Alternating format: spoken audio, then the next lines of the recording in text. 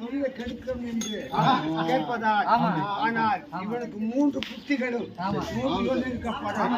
ஆனால் இன்னும் ஒண்ணு தன்னுடைய கிருபை இருக்கப்படும். நம்ம இல்லை என்றால் இவங்க என்ன செய்வாங்க?